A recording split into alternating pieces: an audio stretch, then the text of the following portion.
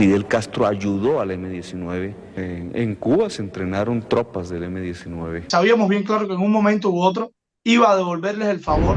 Cuba ha sido ¿Me escuchó noticia en los bien? últimos días, no solamente por haber sido sede de la cumbre del G77 más China, también por un mensaje del presidente de Colombia, Gustavo Petro, que ha generado mucha polémica y repudio en las redes sociales, porque dijo que los Castro cuidaron a los niños que tuvieran comida, salud y educación. Además, le respondió al expresidente Iván Duque en un tono impropio de un presidente que le importaba un pito lo que creen los demócratas, pues refiriéndose a él, a Duque, ¿no? Mucho se ha dicho sobre esta afirmación de Gustavo Petro, mucho debate ha habido en las redes sociales, lo reseñamos en Pan Am Post, hemos tenido pues de gente, seguidores de la izquierda, seguidores de Gustavo Petro, que pues nos han reprochado en las redes sociales que no somos cubanos para hablar sobre esto. Por eso queremos hablar hoy con Félix Llerena, activista cubano, que quién mejor que él sabe de lo que va a hablar hoy con nosotros. Él no, esto no lo vio, no lo leyó, no se lo contaron, él lo vivió. Entonces, bienvenido a Pan Am Post, Félix, cuéntanos un poco, tú que eres un joven cubano que ha vivido toda la situación que ocurre realmente en la isla, ¿cómo te sentiste al ver esto que dijo Gustavo Petro y qué le responderías, ¿no? Mira, muchísimas gracias ante todo, gracias por la invitación y gracias a Pan Am Post por siempre ser la voz de aquellos que no la tenemos. Hay un dicho que dice, de hecho es muy conocido, que dice que yo no soy anticomunista porque lo leí, sino porque lo viví, ¿no? Y eso yo creo que es la visión que nos ha tocado vivir a millones de cubanos que hemos sufrido, que hemos vivido bajo esa dictadura totalitaria, donde no hay libertad de expresión, de manifestación, ni de prensa, ni de asociación, ni ningún tipo de libertades, ni ningún tipo de, por supuesto, derechos que no sean los que, por supuesto, apoyen a la dictadura. Todo aquel que esté en contra de ese régimen, sea de la ideología que sea, porque yo quiero poner una cosa muy, muy clara, José, sobre todo la izquierda radical vende esta narrativa, ¿no? De que en Cuba, por supuesto, tiene que estar ilegalizada la derecha y la derecha. No, no, no. En Cuba Sí. está ilegalizado todo. Toda la ideología que no sea la del Partido Comunista está ilegal. Es ilegal. Entonces, partiendo desde ahí, yo, por ejemplo, quería comentarte que al leer, por supuesto, el pronunciamiento del presidente Petro, de verdad, primero que todo, es una indignación, primero como cubano, pero segundo, más me indigna viniendo de alguien como él, que es colombiano, un país que ha sufrido en carne propia no solamente los desmanes de gobiernos, en este caso de regímenes, etcétera, sino específicamente de la mano del régimen cubano en el país de él. Él mismo, que además fue, como él mismo dijo, ahí voy a citar las propias palabras del propio presidente Petro. Fidel Castro ayudó al M-19. En Cuba se entrenaron tropas del M-19. Él fue entrenado como el propio M-19, que recibió entrenamiento, recibió dinero desde el propio régimen cubano, no solamente el propio M-19, sino también el ELN y por supuesto la FARC. Es por eso que al Les final está después se van a la devolviendo, les está devolviendo el favor, les está devolviendo el favor entonces. en lo absoluto. De hecho, sabíamos bien claro que yo, de hecho, no me sorprendía para nada. En lo absoluto es triste, pero no me sorprende el pronunciamiento del presidente Petro, porque sabíamos bien claro que en un momento u otro iba a devolverles el favor de aquellos que en un momento determinado, mientras era guerrillero, yo sigo creyendo que lo sigue siendo de corazón, evidentemente le ayudaron, le dieron recursos, le dieron dinero, los protegieron en muchísimos casos. Lo acaban de hacer hace apenas un par de años atrás con el ELN, porque no podemos olvidar que por eso, porque de hecho el presidente comenzó diciendo que Estados Unidos, que por culpa de Estados Unidos de incluir a Cuba en la lista de países patrocinadores del terrorismo, es que entonces los niños cubanos no tenían medicamentos, no tenían comida. El presidente Petro no puede olvidar por qué Estados Unidos volvió a incluir a Cuba en la lista de países patrocinadores del terrorismo, porque mientras tanto se negociaba en La Habana el acuerdo de diálogo con el ELN, desde La Habana, desde los terroristas que estaban sobreprotegidos en La Habana, se planeó el atentado en la Academia Militar Santander, donde murieron más de Sí, una veintena correcto. de jóvenes colombianos. ¿De qué me estamos hablando? Por eso es que me indigna como cubano, pero también me indigna que precisamente viene de una persona que es de Colombia. Y además vemos una doble moral, ¿no? Una contradicción, porque justo antes de ir a Cuba, Petro había estado en Chile, donde fue a la conmemoración de los 50 años del golpe contra Salvador Allende y pues fue a condenar duramente lo que él llamó la dictadura de Pinochet, pero sale que eso fue, digamos, lo que generó todo este debate a raíz de un tuit del expresidente Iván Duque que dijo, eh, van a condenar la dictadura de Pinochet, pero van a lavarle la cara a la dictadura de los Castro en Cuba, ¿no? A raíz de esto, él reaccionó de esta manera, como lo dije anteriormente, con unas palabras impropias de un presidente, porque simplemente le respondió a Iván Duque que le importaba un pito lo que dijeran los demócratas, y entonces sale con esta respuesta que ha generado mucha indignación, pero a la vez también preocupación, porque ¿qué nos dice en Colombia cuando él dice que le importa un pito a los demócratas? Está queriendo decir que quiere ir por el mismo camino que Cuba, que quiere llevar a Colombia por el mismo camino que Cuba, porque fue lo que vimos en Venezuela. Inicialmente, cuando Hugo Chávez fue candidato a presidente en 1998, él decía que él no era socialista. Cuando le preguntaron si creía que en Cuba había una dictadura, dijo, sí, hay una dictadura, pero una vez llegó al poder, comenzaron los viajes a La Habana y comenzaron las defensas a los Castro, el discurso cambió totalmente. Entonces, ¿cómo ves la realidad que has vivido en Cuba y lo que pueda esperarle a Colombia en manos de un presidente que defiende a esta dictadura? Mira, primero es contraproducente en algunos, sobre todo de la izquierda, que siguen, por supuesto, atacando. Y ojo, yo siempre he dicho que la dictadura no es un tema de ideología. Tenemos que ser enfáticos específicamente, sobre todo donde hubo presos políticos, donde hubo desaparecidos, estar con los familiares de los mismos, estar con aquellos que evidentemente fueron pues víctimas también, ¿no? de esa represión. Da igual la ideología que defiende esa dictadura, dictadura es dictadura y se condena donde sea. Para mí, es tan condenable la dictadura de Pinochet, Videla, Gregorio Álvarez, como también es la de Maduro, la de Castro y por supuesto la de Daniel Ortega. No puede haber división entre una y la otra. No puede ser que una dictadura yo la pueda justificar porque pueda decir por un lado, bueno, la de Pinochet le trajo a Chile, diríamos, adelantos económicos y progreso económico, o la de Cuba le trajo a Cuba adelantos sociales, que tampoco los acabo de ver, no, pero le trajo adelantos sociales y conquistas sociales que hay que reconocer. No hay que reconocer a ningún tipo, porque dictadura es dictadura. Partiendo desde ahí, quería dejar siempre ese punto porque a la izquierda le cuesta muchísimo trabajo. Le cuesta muchísimo trabajo reconocer que en Cuba, que en Venezuela y que en Nicaragua hay una dictadura. Eso les cuesta mucho. Partiendo desde ahí, José, no me extraña para nada que el rumbo que lamentablemente que ha emprendido desde siempre, lo usó en un momento determinado mediante la violencia armada, ¿no? Pero no me extraña para nada que la idea del propio presidente Petro sea llevar a Colombia hacia un modelo del socialismo del siglo XXI, como ellos lo han denominado, un socialismo comenzando desde ahora con reformas, con empezar a hacer pronunciamientos acerca de dictaduras sobre Cuba, hacer negociaciones y hacer acercamientos como lo ha hecho con Venezuela.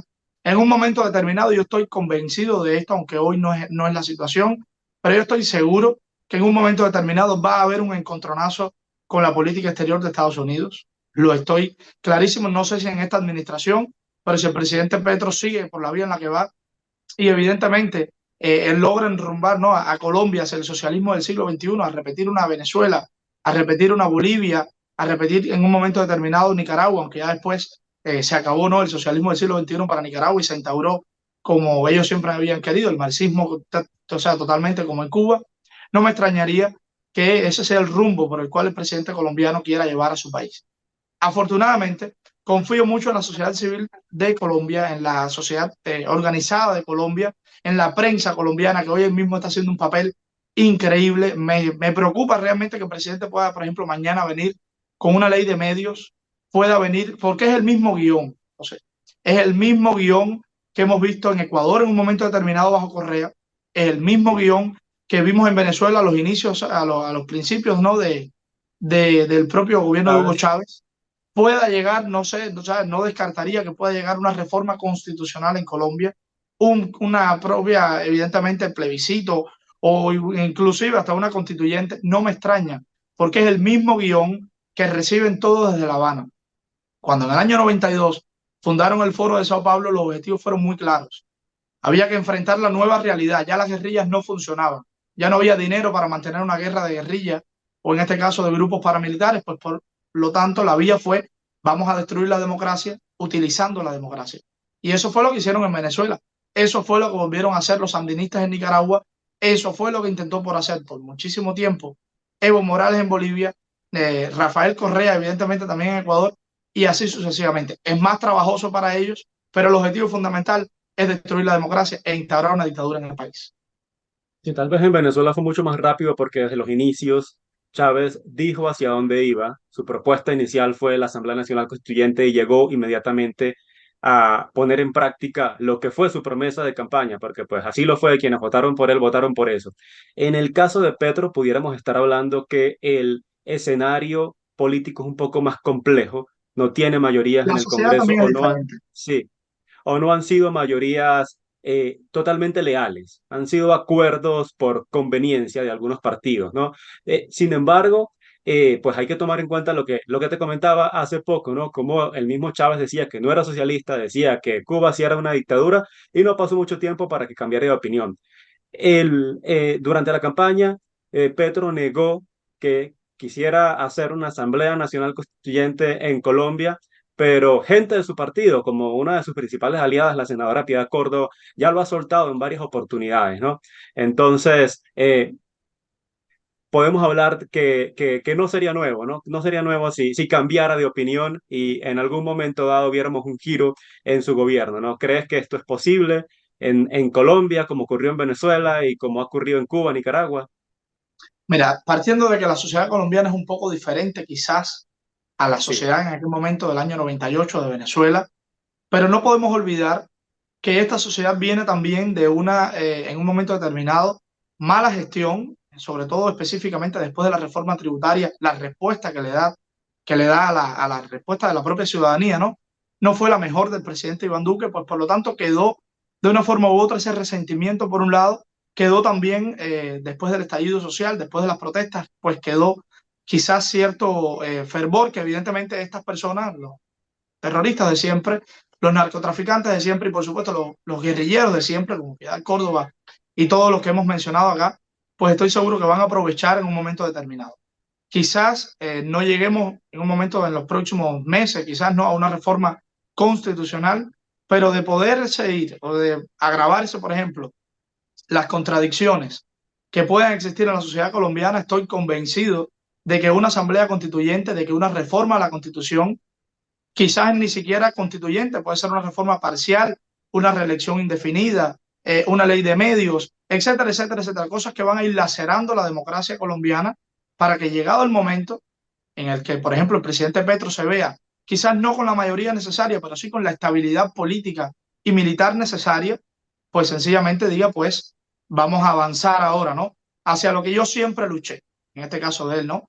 Por lo cual yo siempre me uní al M-19, por lo cual yo siempre apoyé a los demás grupos guerrilleros, que fue sencillamente acabar con la democracia colombiana, instaurar en nuestro país un régimen totalitario, marxista-leninista, porque ese fue el propósito de todas las guerrillas colombianas, y específicamente, bueno, pues acabar con todo lo que tenga que ver con Estados Unidos y todo lo que tenga que ver con el papel, por supuesto, en contra de todo lo que, ¿sabes? Evidentemente el narcotráfico, ponerse, por supuesto, a la cabeza, ¿no?, del narcotráfico en la región, ahora ya no es de una guerrilla, ahora ya no es de un grupo narcotraficante, sino precisamente desde el gobierno. Y eso estoy seguro que es el objetivo principal de él y de muchos que están alrededor de él, donde hay muchísimos intereses. sí, y eso es lo que se habla y se advirtió mucho de lo que, bueno, hoy bajo posesión, de cómo después que le costó tanto llegar al poder y tener esos objetivos, ya su tercer intento, pues que tal vez no lo va a desperdiciar tan fácilmente, ¿no? Pero ahora quisiera que retomáramos un poquito el inicio, lo que fue esta afirmación que hizo Petro en cuanto a que los Castro cuidaron la salud, la educación y la alimentación de los niños. Y quiero que tú como cubano, pues nos ayudes a desmontar esto. ¿Qué le dirías tú a la gente que nos está viendo? ¿Cómo es realmente la salud, la educación y la alimentación en Cuba? ¿No es la maravilla que pinta Petro? Mira, primero que todo, me parece vergonzoso que de un latinoamericano, específicamente de un presidente, vengan estas declaraciones.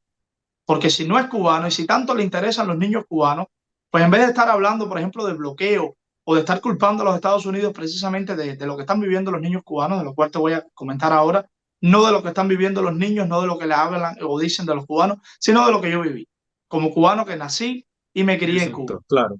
Eso específicamente. Primero que todo, es una mentira que el presidente Petro diga y afirma que la realidad cubana es producto del bloqueo o de las sanciones de los Estados Unidos. ¿Por qué? Porque no es Estados Unidos primero el que prohíbe a los cubanos cómo vivir, el que no es Estados Unidos el que prohíbe a los cubanos pescar, no es Estados Unidos el que prohíbe a los cubanos expresarse o manifestarse o abrir una empresa o hacerse rico, porque en Cuba la riqueza, acumular riqueza, como ellos le llaman, que entre comillas riqueza, es un delito, es ilegal. No es el gobierno de los Estados Unidos el que, por ejemplo, a los niños cubanos nos prohíbe no solamente poder acceder a una educación gratuita y de calidad, como tanto vende el régimen cubano, sino una educación libre de adoctrinamiento. Mira, nosotros los niños cubanos, desde que somos muy chiquitos, desde los 6 años, nos enseñan, por ejemplo, a gritar todas las mañanas que seremos pioneros por el comunismo y que seremos como el Che. Ese es el día a día de todos los niños cubanos. Yo, por ejemplo, como un niño cubano que fui, en un momento determinado aprendimos a leer y escribir con la R de revolución, F de Fidel. Me recuerdo de una frase terrible que decía el libro de lectura, nunca se me va a olvidar, que decía: el fusil bueno en manos buenas es bueno. Y cuestiones así, evidentemente cuando decía Fidel está en la plaza, todo el mundo está feliz. Cuestiones así que un niño, evidentemente a la edad de 6, 7 años, no logra comprender, y esa es la educación a la Simplemente cual el repite. régimen. Y eso por un lado.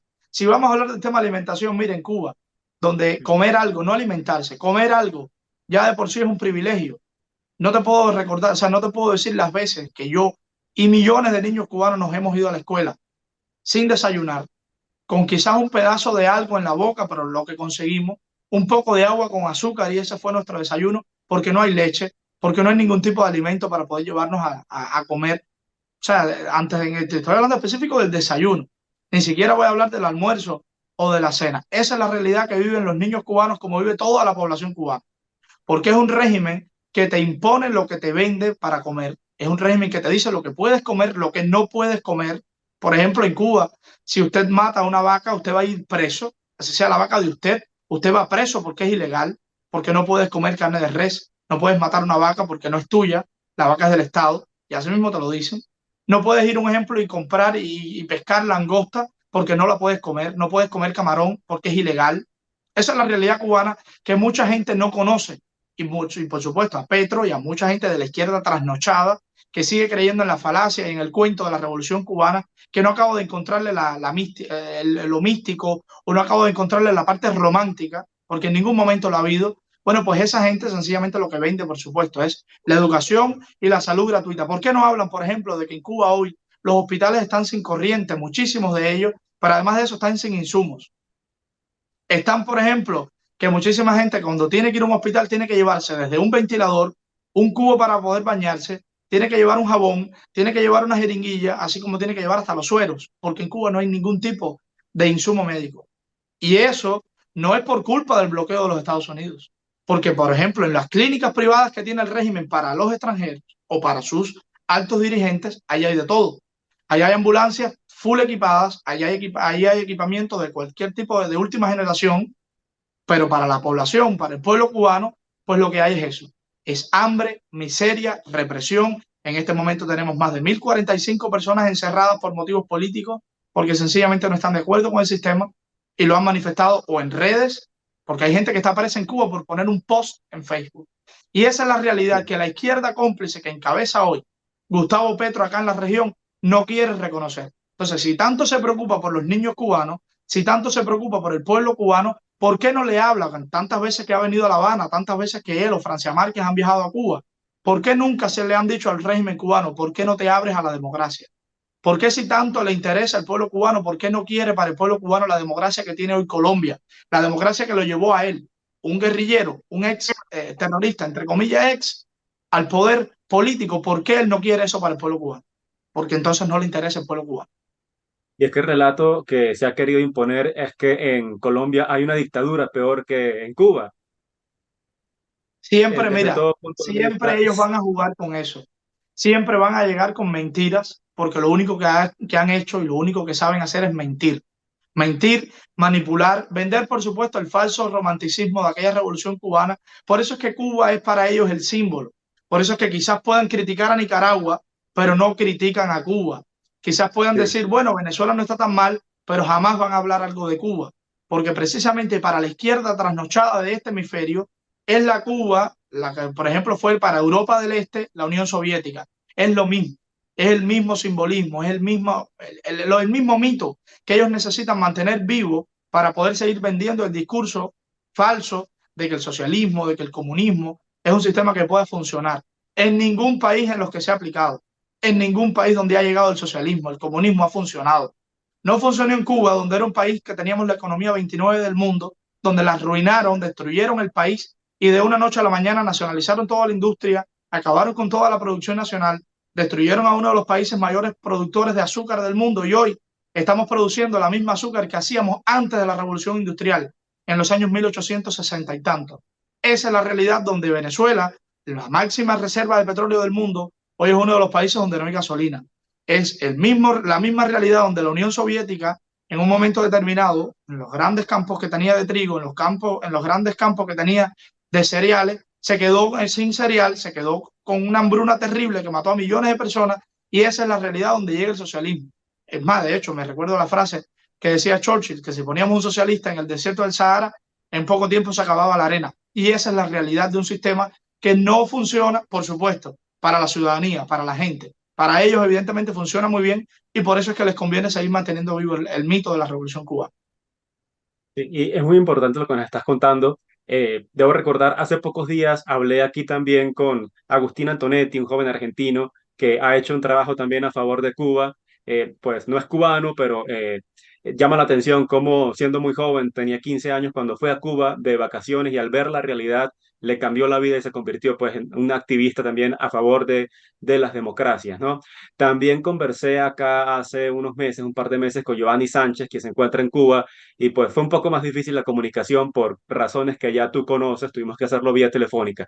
Pero ya que te tenemos aquí con una buena calidad de imagen, tú eres cubano, quiero que nos cuentes un poquito, brevemente, cómo fue tu salida de Cuba, cómo terminaste convirtiéndote en el activista que eres por la defensa de la libertad de Cuba. Mira, yo comencé siendo activista precisamente por una radio clandestina que entraba en Cuba, una radio que se transmite desde los Estados Unidos para Cuba, porque los cubanos no tenemos libertad de prensa, no tenemos ningún tipo de libertad de información. E inclusive hoy, donde hay un Internet que es censurado, un Internet que cuando hay protestas o cuando hay algo que el régimen evidentemente no quiera que la gente se entera, pues lo corta, lo elimina, donde además hay decenas de sitios web bloqueados.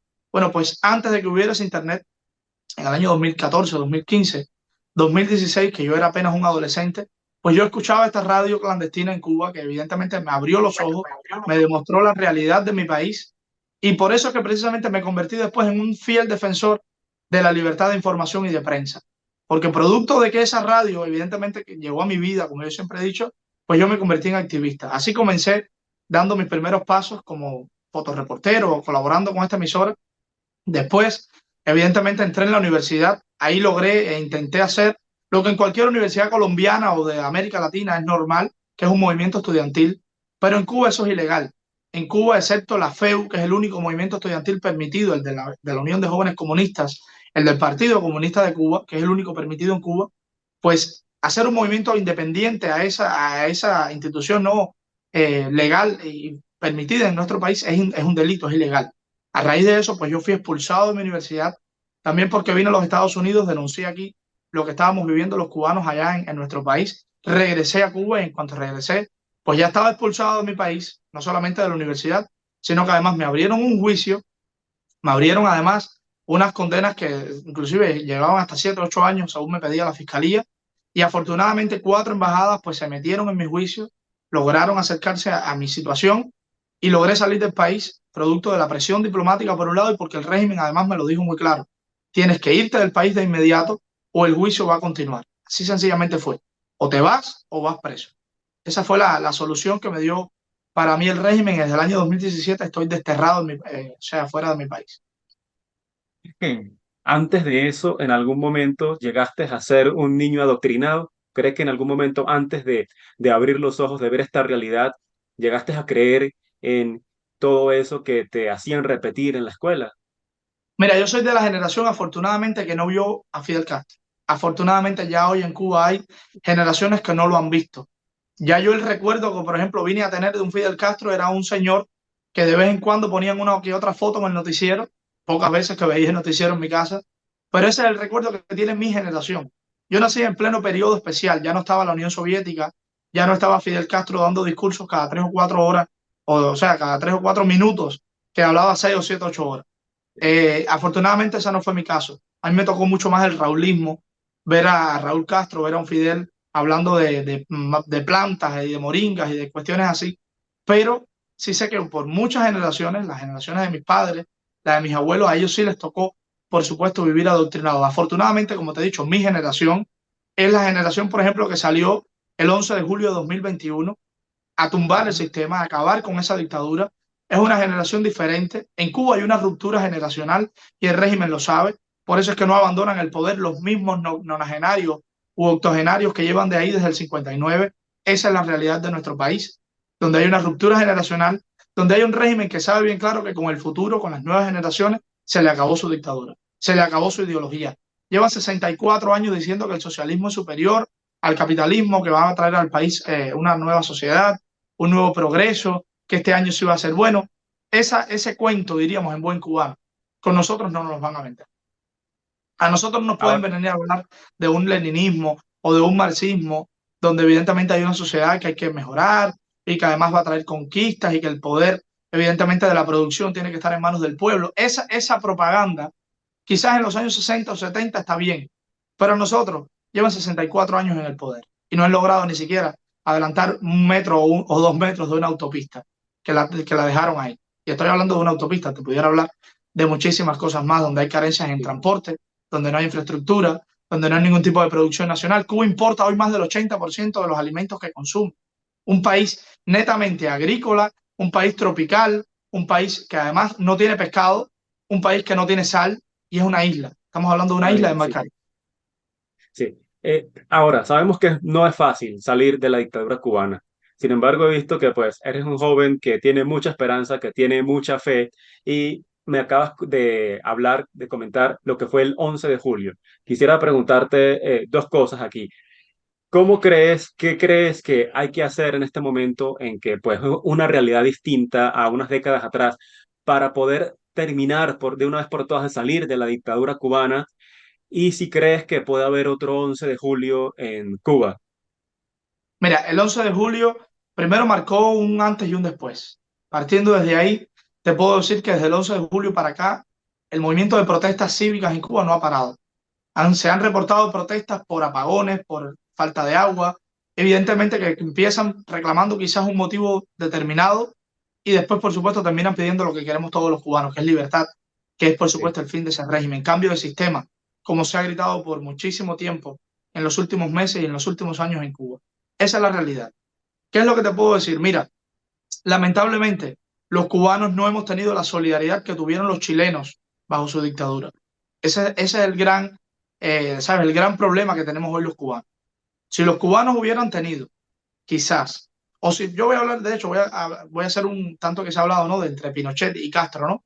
Si Pinochet hubiera tenido toda la complicidad que han tenido los Castros en este hemisferio, todavía estuviera Pinochet ahí gobernando y mandando en Chile. Todavía Chile hoy estuviera en dictadura. ¿Por qué menciono esto? Porque es lamentable que por muchísimo tiempo al pueblo cubano América Latina le ha dado la espalda. América y la región nos ha dejado solos. Y nos dejó solos precisamente el mismo 11 de julio, cuando de hecho días después yo solicité un consejo permanente ante la OEA, producto además de todo lo que había ocurrido en nuestro país. Y muchísimos países de este hemisferio nos dieron la espalda. Sí, Muchísimos pero no se sí, presentaron, sí, muchísimos nos dieron la espalda y votaron inclusive hasta en contra. Y esa es la realidad por la cual los cubanos tampoco hemos logrado salir de esa dictadura, porque esta región ha sido cómplice, como también lo ha sido en un momento determinado Europa, como también lo está haciendo ahora en este momento Europa, como también lo ha sido también en un momento determinado Canadá y Estados Unidos. sí, lo que comentabas, pues Pinochet no tuvo todo ese apoyo, pero sí lo tuvo Allende, ¿no? Tal vez tú dices, no, no estaría todavía Pinochet, pero tal vez estaría todavía Allende, que tenía el apoyo de Cuba e incluso de la Unión Soviética. Lo absoluto, de hecho, a mí me gusta mencionar mucho el tema Pinochet, primero porque dictadura es dictadura, como dije al inicio, y segundo, para romper con la narrativa de aquella izquierda que dice que los que no somos de izquierda, pues nada más condenamos a las dictaduras de izquierda. No, dictadura yo siempre le he dicho no es un caso de ideología, y, no, y partiendo desde ahí, por eso es que me gusta usar el caso de Pinochet, te pudiera hablar de Videla, te pudiera hablar de Gregorio Álvarez, pero a mí lo que me molesta es que precisamente esa dictadura que tuvo Chile, sí, que si bien claro, Allende era un gran peligro para la sociedad chilena, era el peligro principal, Que si bien por llegó, supuesto. si bien llegó por los votos, por una diferencia mínima, estaba encaminando el país también a una No, en dictadura. lo absoluto. Era el mismo destino que, por ejemplo, usó Hugo Chávez. Y es el mismo Exacto. destino que hoy está queriendo usar Gustavo Petro. A mí no me asusta para nada, ni me llama tampoco, ni me sorprendería tampoco, porque es el mismo modelo, ¿no? De una forma u otra, el modelo es el mismo. Es destruir a la democracia, sea o llegues por ella o no. Sencillamente es destruirla. Destruir el sistema por el cual el país, la ciudadanía, la gente, el pueblo, tanto que ellos lo manipulan, ese concepto de pueblo, pueda pues sencillamente no volver a cambiarlos jamás, no poder sacarlos a ellos jamás. Y se convierten ellos, el primero que llegan diciendo la voz del pueblo, después se convierten en los victimarios de ese pueblo que alegan defender. De terminar, ya y no quitarte más tiempo, quisiera que habláramos un poquito de Venezuela porque sabemos la complicidad que ha habido entre el régimen de Venezuela y la dictadura cubana, ¿no? Ya pues sabemos que no es fácil ese trabajo para sacar a la dictadura cubana. ¿Cree que pueda haber tal vez mayor esperanza en Venezuela tomando en cuenta este proceso que viene de primarias, donde María Corina Machado pues lidera las encuestas con una ideología, con unas ideas, con una propuesta muy concreta y muy clara, a pesar de estar inhabilitada, pero no es la única? Son tres candidatos junto con ella que están inhabilitados. ¿Cómo ves la situación en Venezuela en comparación con lo que pueda ser una posible salida del régimen en Cuba? Sí, antes déjame yo ir un momentico atrás, antes de hablar Sí. del tema venezolano. A veces creemos que, y los pueblos sobre todo olvidan muy rápido, la gente olvidó que fue Hugo Chávez el que dio el golpe de Estado el 4 de febrero del 92. La gente olvidó que fue Gustavo Petro, el guerrillero terrorista, miembro del M-19. Y es lamentable. ¿Por qué te digo esto? Porque los mismos planes y objetivos que ellos tenían en ese momento lo lograron hacer, lo lograron conquistar mediante precisamente el voto, mediante la democracia. Y eso precisamente antes de entrar en el punto de Venezuela, sí quería mencionarlo porque no podemos olvidar, no podemos recordar que el que hoy quizás a algunos les ha sorprendido, que ha sacado entre comillas su rostro defendiendo al castrochavismo, defendiendo la dictadura cubana, es el mismo que por muchísimo tiempo empuñó las armas para precisamente destruir el propio régimen democrático de Colombia, y también lo hicieron como lo hizo Hugo Chávez en un momento determinado en Venezuela. O sea, no podemos olvidar nunca de dónde vienen esta gente, porque precisamente lo que hicieron hace 10, 15 años, 20 años atrás, es lo mismo que van a hacer hoy. Ahora, entrando en contexto venezolano, mira, las dictaduras todas son dictaduras, pero evidentemente cada una tiene una arista diferente. La dictadura en el caso de Venezuela es un socialismo del siglo XXI, sigue siendo el mismo socialismo igual, sigue siendo una dictadura igualitica. Lo único que, como todo, se han dado unos baños, entre comillas, de democracia, lo han hecho, así lo estudiaron desde después del 92 en el Foro de Sao Paulo. Simular ser una democracia cuando al final no lo sea. Algunos le llaman régimen híbrido, no, no, al final es una dictadura igual. ¿Qué es lo que pasa con el tema de Venezuela? Afortunadamente Venezuela tiene, aún hoy, con toda la dictadura de Maduro y con todo el régimen totalitario que tiene, autoritario que tiene algunos vestigios aún de sociedad civil, quedan algunos partidos políticos legales organizados, permitidos aún hoy, y por supuesto, quedan aún hoy unas primarias. Yo estoy convencido que el plan específico tanto de María Corina como de 20 Venezuela, como de los movimientos libertarios ahí en Venezuela, no es, por supuesto, ir a un CNE y, por supuesto, ganar o intentar o soñar ganarle a Maduro con el CNE de Maduro. Eso yo estoy convencido. Estoy claro que además lo que se está buscando es una coalición mucho más allá de las fuerzas opositoras dispersas que después de todos estos fracasos, traiciones de la oposición o de la farsa oposición en los últimos años, pues evidentemente se han quedado, ¿me entiendes? Un poco desunidos. Está tratando, yo creo que María Corina Machado está tratando de buscar un liderazgo fuerte, un liderazgo consensuado, un liderazgo legítimo, porque ya no es solamente porque, bueno, lo eligieron en tal lado o es el líder de un tal partido, sino que precisamente viene de unas primarias. Yo no sé, evidentemente, cuál va a ser la estrategia y tampoco quisiera adelantar mucho, porque a lo mejor sí son los mismos planes, pero la estrategia que va a usar María Corina Machado una vez ganadas las primarias. Pero sí estoy convencido de que lo que se está buscando no es, por supuesto, ir al CNE de Maduro, porque ya todos sabemos bien claro quién va a ganar. Si vamos al CNE de Maduro, sabemos bien claro que Maduro va a ganar. Esté María Corina con el 90% de los votos hacia ella, sabemos bien claro que Maduro va a ganar. Pero en las primarias, donde además es un proceso legítimo, un proceso legal, pero además es un Sin proceso intervención del transparente, régimen, porque es sí. entre ellos, es un proceso transparente, porque es entre los venezolanos libres, evidentemente no está la mano del régimen ahí, o quizás no pueda estar, estoy seguro que lo va a estar, porque de hecho estoy seguro que ya lo está, pero no diríamos del todo. Entonces, evidentemente sí hay una posibilidad que el liderazgo venezolano, después, por supuesto, de la salida de Juan Guaidó, después de lamentable, ¿no? Que no se logró lo que se esperaba con el gobierno interino de Juan Guaidó, esperemos y yo estoy creyendo que ese es el objetivo principal por el cual María Corina Machado, 20 Venezuela y la coalición grande que están haciendo, están tratando de hacer esta, diríamos, jugada política, ¿sabes? De llevar a unas primarias totalmente legales, totalmente legítimas, totalmente válidas, pero evidentemente para buscar un liderazgo nuevo. Félix, te doy las gracias por habernos acompañado hoy aquí y también por pues abrirle los ojos a mucha gente que nos ven para que sepan cuál es la realidad que se vive en Cuba, eh, de voz de alguien que no se lo contaron, que lo vivió. Así mismo, y las gracias a ustedes. Yo quiero agradecerte a ti, al medio para el cual trabajas, porque sé que Panam Pozo es uno de los que más está hablando acerca de la realidad cubana. Es triste y es lamentable que muchos medios aún hoy no lo hacen. Sigan haciéndolo ustedes como una antorcha de libertad en este hemisferio. De verdad te lo agradezco y muchísimas gracias por esta invitación. Gracias a ti, Félix.